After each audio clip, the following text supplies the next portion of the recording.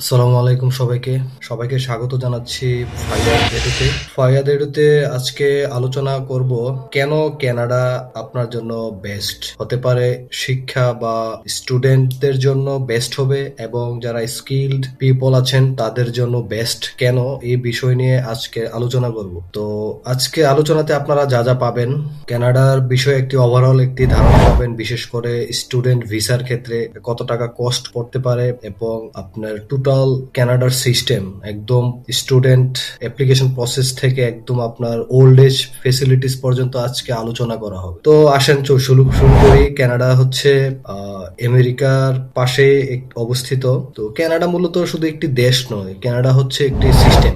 যেমন আপনারা বাংলাদেশে অনেক সময় বাংলাদেশের সিস্টেমকে আপনারা পছন্দ করেন না, তখন সবাই বাংলাদেশের সিস্টেমকে নিয়ে সমালোচনা করে থাকেন, গালিগালাজ করে থাকেন। তো আজকে কানাডার সিস্টেম নিয়ে আমরা মোটামুটি জানার চেষ্টা করব। তো অনেকে বলে থাকে যে কানাডা শুধু একটি দেশ নয়, কানাডা হচ্ছে একটা সিস্টেম যেখানে কানাডাতে পরিশ্রমের মূল্য দেয়, তারপরে আইনের শাসন আছে এবং ভবিষ্যৎ নিরাপত্তা, যেটি নিয়ে আমরা উদ্বিগ্ন থাকি সবাই। এই বিষয়গুলো কানাডাতে মানুষকে খুবই আকৃষ্ট করে থাকে। তো একটি বিষয় আপনারা জেনে থাকবেন যে প্রত্যেক বছর কানাডা লক্ষ লক্ষ মানুষ নিয়ে থাকে, স্টুডেন্ট অথবা স্কিলড লোকজনকে। তো বাংলাদেশ থেকে হাজার হাজার ছাত্রছাত্রী কানাডায় গিয়ে আজ পার্মানেন্ট রেসিডেন্ট হয়েছেন এবং ভালো চাকরিতে আছেন এবং অনেকেই তাদের পরিবারের নিরাপত্তা নিশ্চিত করেছেন, নিজে গেছেন প্রথমেই, পরবর্তীতে পরিবারের সদস্যদেরকে একের পর এক নিয়ে গেছেন।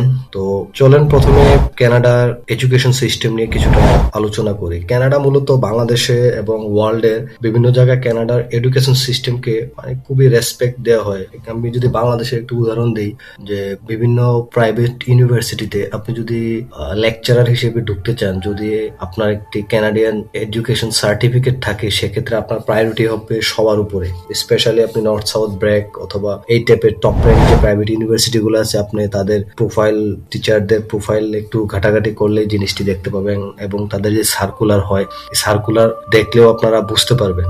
সেকেন্ড হচ্ছে তাদের যে পড়াশোনার সিস্টেমটা হচ্ছে শুধু পড়াশোনা করে আপনাকে বেকার পরে থাকতে হবে, যেটা বাংলাদেশে হয়, যে আপনি একটি সাবজেক্ট নিয়ে পড়াশোনা করলেন, পরবর্তীতে আপনার চাকরি কি হবে না হবে এটা পুরো আপনার উপর ডিপেন্ড করে যে আপনি নিজেকে কিভাবে করবেন। বাট কানাডার সিস্টেমে আপনার প্রত্যেকটা পড়াশোনা সাবজেক্ট হচ্ছে জব ওরিয়েন্টেড। পড়াশোনা শেষে আপনাকে কোনো না কোনো ভাবে একটি লিঙ্ক আপ করে দেওয়া হবে আপনার প্রফেশনের সাথে।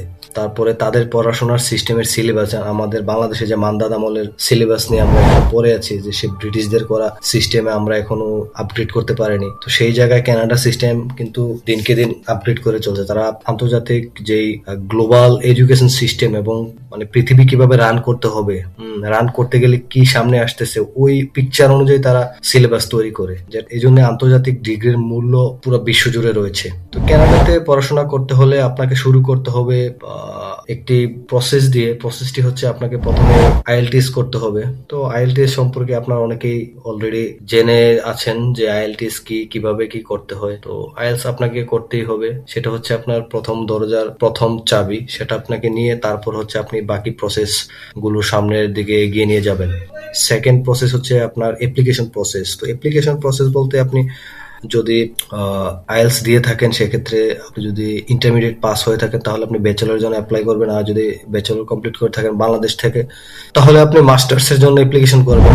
সো এক্ষেত্রে আপনার দুটি অপশন থাকে, কোথায় অ্যাপ্লিকেশন করবেন। কলেজ এবং ইউনিভার্সিটি আছে। কলেজ বলতে বাংলাদেশে যে ইন্টারমিডিয়েট কলেজ, এই টাইপের কলেজ নয়। ওখানকার কলেজের সিস্টেম হচ্ছে বাংলাদেশে যে পলিটেকনিক্যাল গুলো আছে এই টাইপের, মানে কারিগরি এবং প্রফেশনাল কোর্স ওখানে প্রোভাইড করা হয়। আর ইউনিভার্সিটি তো জানেন, ব্যাচেলর, মাস্টার্স, পিএইচডি সব প্রোগ্রাম ওখানে হয়ে থাকে। তো মূলত কলেজ এবং ইউনিভার্সিটিতে আপনি অ্যাপ্লিকেশন করতে পারবেন। অ্যাপ্লিকেশন ফিস মূলত 75 কানাডিয়ান থেকে 150 কানাডিয়ান ডলার পর্যন্ত হয়ে থাকে। এটা আপনার কলেজ বা ইউনিভার্সিটি ইনস্টিটিউশন ভেদে পার্থক্য হয়ে থাকে। তারপর হচ্ছে টিউশন ফি।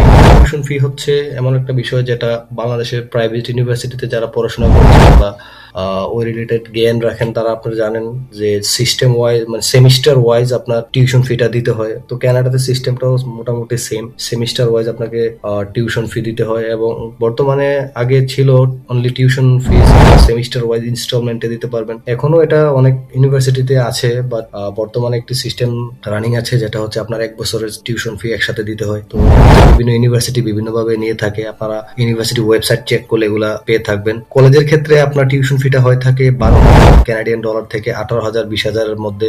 আর ইউনিভার্সিটি টিউশন ফিটা একটু মোটামুটি হাই হয়ে থাকে, কলেজ থেকে একটু বেশি হয়ে থাকে, এবং ইউনিভার্সিটি ডিগ্রিটাও মোটামুটি কলেজ থেকে একটু আপার গ্রেডের হয়। সেজন্য university tuition fees and others facilities অনুযায়ী তাদের টিউশন ফি একটু বেশি হয়ে থাকে। এটা 15 থেকে 30-25 হাজার কানাডিয়ান ডলারের মধ্যে থাকে। তবে কলেজে খরচটা একটু কম হয়ে থাকে, বাট আপনার কলেজ থেকে যদি আপনি ডিগ্রিটা নিয়ে থাকেন তাহলে আপনার কলেজ থেকে ডিগ্রির সাথে একটা টাই আপ থাকে আপনার প্র্যাকটিক্যাল জবের দিকে। এই জন্য অনেকেই ইউনিভার্সিটি থেকে কলেজকে প্রেফারেন্স বেশি দিয়ে থাকেন। আর ইউনিভার্সিটি তো মূলত বুঝেন যে 4 বছরের ডিগ্রি হয়ে থাকে, আর একটু একাডেমিক ফোকাসড হয়ে থাকে। আর কলেজটা একটু থাকে আপনার প্রফেশনাল ফোকাসড। এই দুটা জিনিস এখানে একটু পার্থক্য আছে। তবে পরবর্তী জিনিস যেটি আছে সেটি হচ্ছে কস্ট, বাসা ভাড়া, খাওয়ার, চলাফেরা, যেমন আপনার খরচটা কেমন হবে, কারণ এই জিনিসটাও আপনার যাওয়ার আগে মাথায় রাখতে হবে। কারণ যখন আপনি অ্যাপ্লিকেশন সাবমিট করবেন ভিসার আগে আপনাকে এগুলো খরচগুলো আপনাকে দেখাতে হবে। সেই জন্য খরচ সম্পর্কে আপনার একটা ভালো ধারণা থাকতে হবে। শেয়ার্ড হাউজিং এ যদি কেউ থাকে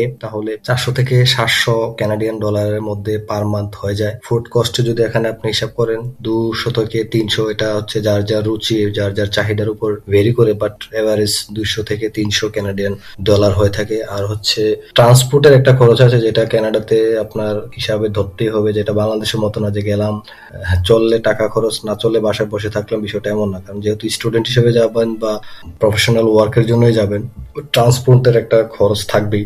এটা আপনার 150 থেকে 200 কানাডিয়ান ডলারের মতো হয়ে থাকে।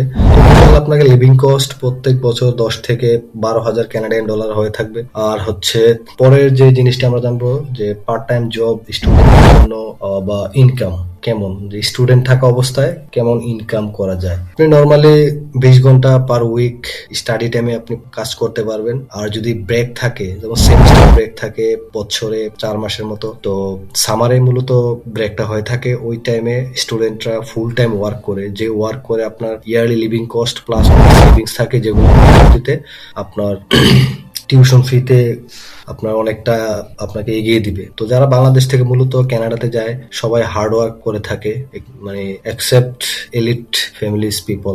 আর হচ্ছে আয় যদি ধরেন যে আসলে কেমন আয় হবে, যদি কানাডাতে 15 থেকে 18 মিনিমাম ওয়েজ ধরে আপনি হিসাব করলে মাসিক আয় হবে আপনার 1200 থেকে 1800 কানাডিয়ান ডলারের মতো। এর মধ্যে যদি আপনি 800 বা 1000-এর মধ্যে আপনার লিভিং কস্ট কেটে যায় তাহলে আপনার আরো দেখেন কত টাকা থাকে। সেই টাকাটা আপনার পরবর্তীতে টিউশন ফিতে কাজে লাগবে। তারপর আপনি আপনার স্টুডেন্ট লাইফ শেষ করলেন, পড়াশোনা শেষ হলো, তখন আপনি পোস্ট গ্রাজুয়েশন ওয়ার্ক পারমিট পাবেন। পড়াশোনা শেষে আপনাকে 1 থেকে 3 বছরের ফুল টাইম কাজের অনুমতি দেওয়া হয়। এই টাইমে আপনি একটি ফুল টাইম চাকরি করতে পারবেন, এবং এই ফুল টাইম চাকরি মানে কিন্তু আপনার ভবিষ্যৎ। ঠিক আছে, ফুল টাইম চাকরি মানে হচ্ছে পরের স্টেপের জন্য আপনি এলিজিবল। যেমন আপনি পার্মানেন্ট রেসিডেন্স যে অ্যাপ্লিকেশন, ওগুলোর জন্য আপনি এলিজিবল হয়ে যাবেন। যেমন আপনার বিভিন্ন ক্যাটাগরিতে আপনার পিআর সিস্টেমটা ফলো করে থাকে, express entry, provincial nominee program, PNP যেটাকে বলা হয়। তারপর Canadian experience class. Canadian experience ক্লাসটা হচ্ছে মূলত সবচেয়ে বেশি আবেদন করে থাকে বাংলাদেশি স্টুডেন্টরা। তারা স্টুডেন্ট টাইম পার করার পর পোস্ট স্টাডি গ্রাজুয়েশন যে ওয়ার্ক পিরিয়ড আছে, ওই এক্সপিরিয়েন্স দিয়ে তারা কানাডিয়ান এক্সপিরিয়েন্স ক্লাসে আবেদন করলে পরবর্তীতে পিআরটা হয়ে যায়। ঠিক আছে, আর মূলত যে ফুল টাইম ওয়ার্কে আপনার কেমন ইনকাম হবে এই জিনিসটা অনেকেই আগে থেকে জানতে চায়। তবে একটু হিন্টস দিয়ে রাখি, স্টার্টিং স্যালারি পার ইয়ারে কমপক্ষে 40 থেকে 60-এর মধ্যে হবে যে স্টার্টিং। বাট যারা এক্সপিরিয়েন্সড তাদের 60,000 থেকে শুরু হয়। তো বিশেষ করে আইটি, ইঞ্জিনিয়ারিং, হেলথ, তারপরে ডেটা, ট্রেড, এই টাইপের যে জবগুলো আছে এখানে হচ্ছে হাই ডিমান্ড, সবচেয়ে বেশি ডিমান্ড থাকে, এবং স্যালারিটাও অনেক হাই হয়ে থাকে। যদি কেউ পিআর পায় তাহলে তার লাইফ টাইম রেসিডেন্সি গ্যারান্টেড, এবং তার free health care, social benefits যত আছে কানাডা সবকিছু সে এভেল করতে পারে। তারপর যদি ফ্যামিলি ফেসিলিটিস এর কথা বলা হয় তাহলে এখানে আপনি স্পাউস, চিলড্রেন সবাইকে স্পন্সর করতে পারবেন। যে তার চিলড্রেনের জন্য আপনার ফ্রি এডুকেশন সিস্টেম আছে, ফ্যামিলি হেলথ কভারেজ পুরোটা আছে। তারপর চাইল্ড বেনিফিট, আপনার মান্থলি কানাডিয়ান গভর্নমেন্ট একটা সাপোর্ট দিয়ে থাকে যেটা মোটামুটি ভালোই। তারপরে old age and social security জিনিস বলতে একটা কিছু কানাডাতে আছে যেটা আপনি বাংলাদেশে পাবেন না, বাংলাদেশে বা আদার্স কোনো কান্ট্রিতে আপনি পাবেন না। সেটা হচ্ছে ওল্ড এজ পেনশন থাকে, তারপরে মানে সরকারি আপনার হেলথ কেয়ার, যেটা হসপিটাল বিল দেওয়া লাগবে না, এই টাইপের কিছু থাকে। হাউজিং সাপোর্ট থাকে, তারপরে ডিসেবিলিটি এবং আনএমপ্লয়মেন্ট বেনিফিট থাকে, এই জন্য বৃদ্ধ বয়সে অন্যের উপর নির্ভর করতে হয় না। তারপরে লিভিং স্ট্যান্ডার্ডের কথা নাই বললাম, হাই লিভিং স্ট্যান্ডার্ড মেনটেন করে থাকে কানাডা। ক্লিন এনভায়রনমেন্ট তো আপনার ভিডিওতে বা অনেক জানেন এগুলো। সেফ সোসাইটি, তারপরে rule of law, work life balance, respect and dignity, এই টোটাল জিনিসটা মানে একজন আপনাকে বাংলাদেশে যে জিনিসটা আপনি পান না, ওখানে একজন মানুষ হিসেবে আপনাকে সম্মান করা হবে। তবে শেষ কথাটা মন থেকে শুনুন, আর যদি আপনি সাহস নেন, 5 বছর পর আপনি শুধু অন্যদের সাফল্য দেখবেন না, বরঞ্চ আপনার নিজেকে একটি সাফল্যের সিঁড়িতে দেখতে পাবে। কানাডায় যা মানুষগুলো ভাগ্যবান হয় না, ঠিক আছে, তারা তো সিদ্ধান্ত নিয়েছিল, তবে একটা সঠিক সিদ্ধান্ত একটা পুরো প্রজন্মের ভবিষ্যৎ বদলে দিতে পারে। সেই জন্য আপনাকে কানাডার বিষয়ে সিদ্ধান্ত নিতে হবে। কানাডার বিষয়ে শুধু আপনি ভাবলে হবে না, আপনাকে সিদ্ধান্ত নিয়ে 1 বাই 1 প্রত্যেকটা স্টেপ আপনাকে কমপ্লিট করে আগাতে হবে। ফাইনাল একটা মেসেজ দিতে চাই, কানাডা আসলে সহজ কিন্তু সম্ভব। পরিশ্রম আছে, কষ্ট আছে, কিন্তু শেষ আছে। নিরাপদ ভবিষ্যৎ, সম্মান এবং আপনার স্থায়িত্ব যে জিনিসগুলো বোঝায়, এগুলা সবকিছু কানাডাতে আছে। এই জন্যই মানুষ কানাডার প্রতি এত দুর্বল, কানাডা নিয়ে হাই টেনশন করে, বাট তাদেরকে যোগ্য করে তুলে না। আপনাকে যোগ্য করে তুলতে হবে। কানাডাতে আপনি আজকে যাবেন না, আজকে হয়তো আপনি ইন্টারমিডিয়েট পড়তেছেন, আপনি নেক্সট স্টেপ থেকে আপনাকে চিন্তা করেন। আপনি যদি ইন্টারমিডিয়েট থেকে না যেতে পারেন, আপনি ব্যাচেলর পরে যান, মাস্টার্স করতে যান। আপনার যদি চাকরি করে থাকেন, তাহলে আপনি হাই স্কিল জবের জন্য অ্যাপ্লাই করেন, অথবা আপনি যে এক্সপ্রেস আছে, বিভিন্ন যে টাইপের যে কানাডাতে ঢোকার যে ওয়ে গুলো আছে, এগুলো নিয়ে আপনি রিসার্চ করেন, তাহলে আপনি আপনার ভবিষ্যৎ খুঁজে পাবেন। কানাডা কঠিন কঠিন কঠিন, বাট এতই কঠিন না যে মানুষ যেতে পারবে না। প্রত্যেক বছরে লক্ষ লক্ষ মানুষ কিন্তু কানাডাতে যাচ্ছে, তো সেজন্য নিজেকে ওভাবে প্রিপেয়ার করতে হবে। তো সবাইকে ধন্যবাদ সাথে থাকার জন্য। নেক্সট ভিডিও বা পরবর্তীতে আমি কানাডা নিয়ে অনেক ভিডিও তৈরি করার একটি ইন্টেনশন আছে। তো আপনারা যদি ভিডিও ভালো থাকে তাহলে কমেন্ট করবেন, আপনাদের কোন রিলেটেড তথ্য এবং উপাত্ত জানতে চান। সবাই ভালো থাকবেন, সবাই দোয়া রাখবেন আমার জন্য। আসসালামু আলাইকুম।